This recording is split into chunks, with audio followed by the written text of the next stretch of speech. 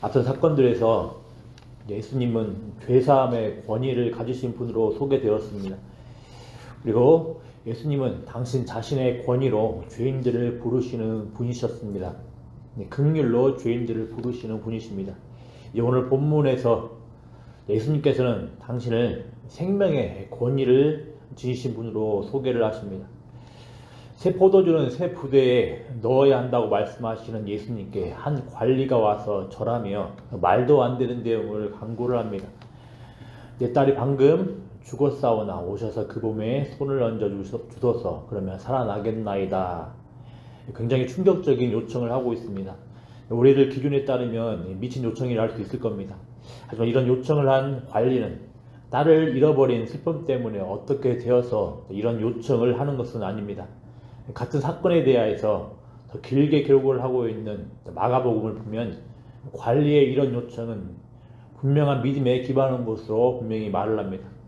물론 자신의 사랑하는 딸을 잃어버린 이 관리는 너무나도 마음이 안타까워서 이대로 이별하고 싶지 않아서 이렇게 간구를 했을 수도 있을 겁니다.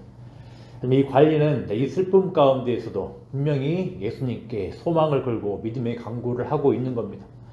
아마도 이 관리는 하나님 나라를 가져오시고 많은 기적들을 베푸셨던 예수님의 소문을 들었을 겁니다. 이 관리가 예수님을 메시아로 이해하였는지 아니면 엘리야와 같은 선지자로 이해하였는지는 확실치 않으나 이 관리는 예수님께 가면 딸이 살아날 수도 있다는 믿음을 가졌던 걸로 보입니다. 왜냐하면 이 관리가 예수님을 최소한 엘리야와 같은 선지자로 이해했을지라도 예수님은 능히 죽은 자를 살리실 수 있는 분이십니다. 잘 아시겠지만 이 구약 성경을 보면 엘리야와 엘리사 선지자는 사람을 하나님의 능력으로 살렸다고 나옵니다. 따라서 이 관리의 이런 요청은 전혀 근거 없는 진공 상태에서 나온 것은 아닙니다. 이 관리의 요청을 들으시고 예수님께서는 일어나 따라가셨습니다. 그리고 제자들도 함께 했습니다. 그런데 예수님은 관리를 따라가던 중에 이 관리와는 상관없는 한 여인을 만나게 됩니다. 바로 12해 동안이나 혈루증으로 앓는 여자를 만난 겁니다. 마가복음과 달리 마태복음에서는 이 혈루증을 앓는 여인이 얼마나 많은 고통을 겪었는지 구체적으로 기록을 하고 있지는 않습니다. 하지만 그 고통은 어마어마했을 겁니다. 혈루증은 아마도 자궁의 장애로 인한 그 하혈을 하는 병일 텐데 분명히 죽음의 위기를 숱하게 경험을 했을 겁니다. 12년씩이나 말입니다.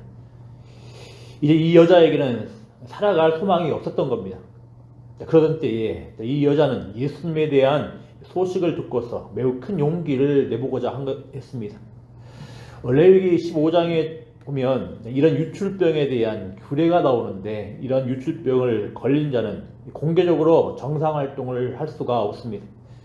제의적으로도 불결한 여자입니다. 그렇기 때문에 20절에 언급된 혈루증 앓는 그 여자의 행동이 납득이 가는 겁니다. 이 여자는 예수의 뒤로 와서 예수의 겉옷가를 만졌습니다. 이 겉옷가는 민수기 15장에 기록된 옷단 귀에 다는 술을 아마도 가리킬 겁니다. 이 옷단 귀에 다니는 술을 만들어 입는 것은 언약 백성인 이스라엘 자손들이 대대로 지켜야 하는 규례입니다. 이스라엘 자손들은 이 옷단 귀에 다는 술을 보고서 여호와의 모든 계명을 기억을 하며 그 계명을 지켜나갑니다. 혈루증 앓는 여자는 바로 이 옷단 귀에 다는 술을 만졌던 걸로 보입니다. 사람들 앞에 공개적으로 노출되었을 때의 상황이 두려워 이 여자는 예수님의 겉옷만 조심스럽게 몰래 만진 겁니다. 하지만 이렇게 두려운 마음이 가득했지만 분명히 구원받겠다는 믿음을 가지고 만졌습니다. 그런데 이 여자가 예수님의 겉옷을 만지는 그 순간 놀라운 일이 일어납니다. 예수님께서 이 여자의 그 만짐을 믿음의 행위로 간주하시고 이 여자에게 구원을 선언하셨던 겁니다. 우리 22절 말씀 같이 한번 읽어보겠습니다. 22절 말씀입니다. 예수께서 돌이켜 그를 보시며 이르시되 딸아 안심하라 내 믿음이 너를 구원하였다 하시니 여자가 그 즉시 구원을 받으니라. 아멘.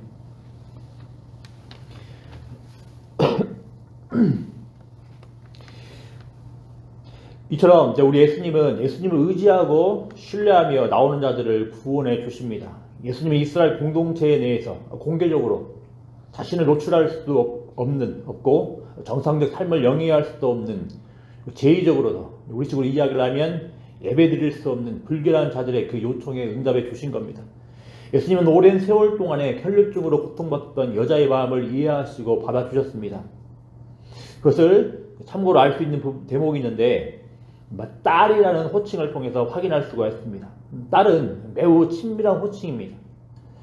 그런데 예수님은 사회적으로도 소위 말하는 그 종교 영역 가운데서도 환영받지 못할 여자를 딸로 여기시는 겁니다. 앞서 18절을 보면 한 관리가 자신의 소중한 딸 이야기를 하는데 동일하게 예수님께서 이 혈루증 앓는 여자를 딸로 지칭을 하시는 겁니다. 이렇게 예수님께 요청하고 나오는 사람이 얼마나 불결하고 얼마나 사회적으로 따가운 시선을 받고 있는지 전혀 개의치 않으시고 받아주시는 분이십니다. 참고로 이런 피부병, 유출병과 같은 규례는 구약 율법에 따르면 그 사람과 닿게 되면 그 닿는 사람들 또한 부정하게 만드는 그런 병입니다. 하지만 예수님은 이것을 전혀 개의치 않으시고 치료해 주시고 받아주십니다. 왜냐하면 그 말씀을 주신 하나님이 바로 예수님이시기 때문입니다. 마찬가지입니다. 우리는 각자 많은 문제들을 가지고 있습니다. 영적으로도 물리적으로도 많은 문제들을 가지고 있습니다. 이때 적잖은 경우에 이런 문제들 때문에 오히려 예수님께 나아가지 못하는 경우가 종종 있습니다. 그렇지만 방금 살펴본 것처럼 우리 예수님은 우리가 어떤 문제가 있든 받아주시는 분이십니다. 그리고 우리를 구원해 주시는 분이십니다. 이 구원의 예수님께 믿음으로 우리의 절박한 문제를 가지고서 있는 그대로 나아가 간구하는 모습이 있어야 하겠습니다.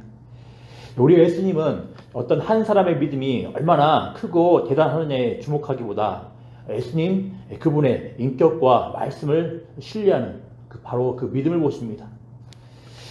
그래서 관리의 딸에게 가던 중에 이제 한 딸을 만나 구원하신 예수님은 이제 관리의 집에 들어가십니다.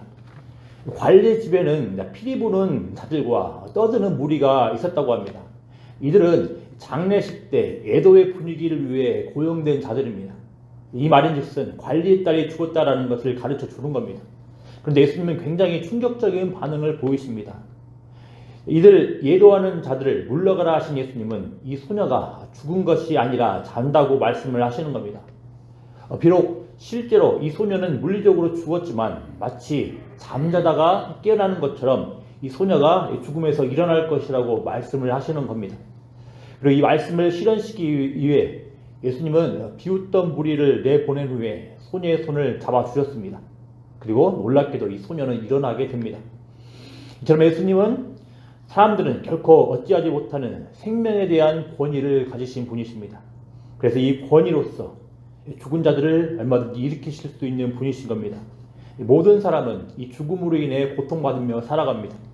자신의 죽음에 대한 두려움은 말할 것도 없거니와 사랑하는 사람들의 죽음 앞에서도 고통스러워합니다. 도처에 깔린 죽음의 그림자로 인해 고통스러워하며 살아갑니다. 그렇지만 우리 예수님께서는 이 죽음의 법칙에 매이지 않으시고 생명에 대한 당신의 권위로서 죽은 자들을 일으키시는 분이십니다. 물론 여기에서 이 소녀에게 일어난 사건은 궁극적으로 영생을 가리키는 것일 겁니다. 생각해 보십시오. 예수님께서 이 소녀를 이렇게 살려주셨는데 이 소녀가 영생과는 전혀 상관없이 또 다시 죽게 된다면 얼마나 고통스러운 일이겠습니까? 그렇지만 감사하게도 우리 예수님께서는 이 소녀를 일으킨 그 사건은 앞으로의 영생을 내다보는 사건이라 이렇게 우리가 이해할 수 있겠습니다. 그렇기 때문에 우리 주변에 숱한 죽음의 그림자 가운데서도 절망하지 않고 영생의 소망을 가지고 살아갈 수 있는 겁니다. 바라고 소망합니다. 우리를 영원히 고통 가운데 둘 수 있다고 여겨지는 죽음을 바라보기보다 이 죽음을 정복하시고 영원한 생명을 주시는 예수에게 주목하며 살아야 되겠습니다. 이제 많은 내용을 더 추가적으로 살펴볼 수 있겠지만 한 가지만 더 살펴보겠습니다. 앞서 우리는 예수님이 관리의 요청을 받고 관리의 집으로 향하고 있었던 그 장면을 살펴보았습니다. 그런데 관리는 가던 중에 이 발걸음을 늦추는 사건을 만나게 됩니다. 바로 혈루증 앓는 여인의 행동 때문에 관리의 집에 가던 발걸음에 제동이 걸린 겁니다. 이렇게 한 관리의 딸을 살리는 사건 안에 나오는 혈루증 앓는 여자 이야기는 예수님과 관리의 딸이 그 만나는 시간을 지체하게 하는 역할을 하는 겁니다. 아마도 이런 흐름 가운데 죽은 딸을 살려달라고 요청했던 관리의 마음은 어떻겠습니까?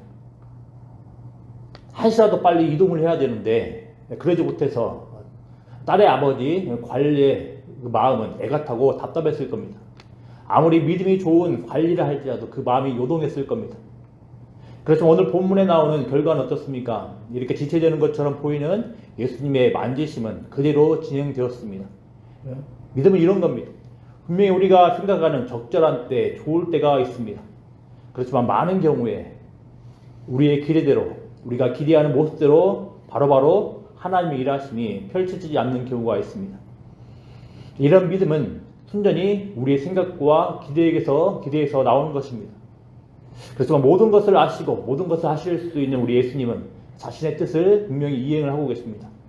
비록 지체되도록 하는 많은 것들이 우리를 향한 하나님의 구원을, 예수님의 구원을 방해하는 것처럼 보인다 할지라도 우리 예수님은 전혀 흔들리거나 방해받지 않으시는 분이라는 겁니다.